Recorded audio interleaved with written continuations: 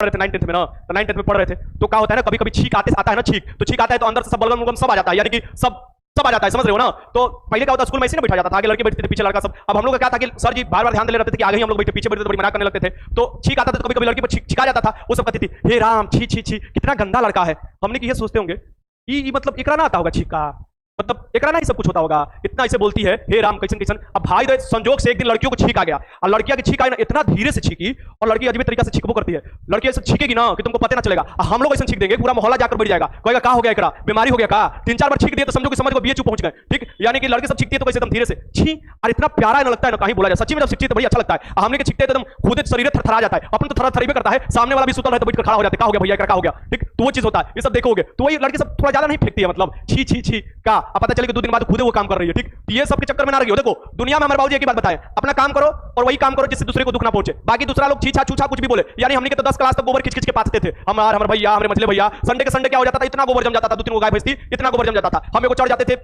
था बड़े को, मतलब मकान था सरकारी मिला था, पापा को क्वार्टर, 4th ग्रेड कर्मचारी थे। अब वो क्या करते थे कि बड़े को था ये बाल्टी, अगर में गोबर मम्मी भर देती थी, हम लोग खींचने लगते थे। आई बात समझ लो, 7 बजे जगना होता था, और ना तो मार कल छुल मम्मी जगा देती थी। आज 7 संडे को सैटरडे को दोनों दिन गोबर पाते थे लोग, एकदम चौचक गोबर पात के एकदम पूरा छत भर देते थे, ठीक। और फिर जब बरसात आता था 1 रुपया में एगो बेचा जाता था, कोई था वो सब हम लोग को पैसा मिलता था, मम्मी पैसा देती थी, कहती थी देख मेहनत किया है ना, पैसा मिल रहा है, बात चीट कर खाइयो। तो हम लोग 10 रुपया 15 रुपया मिलता था, वो लालच था, वो मेहनत था। एक दिन में समझो कट्ठा खेत कोड़कर उसमें खेती किया जाता था, उसमें धनिया बोया जाता था, पुदीना बोया जाता था, ये सब किया जाता था, बावन बिघा रही था, ठीक। ये किस रुद्रवार में एंटीबॉडी नहीं पाया जाएगा।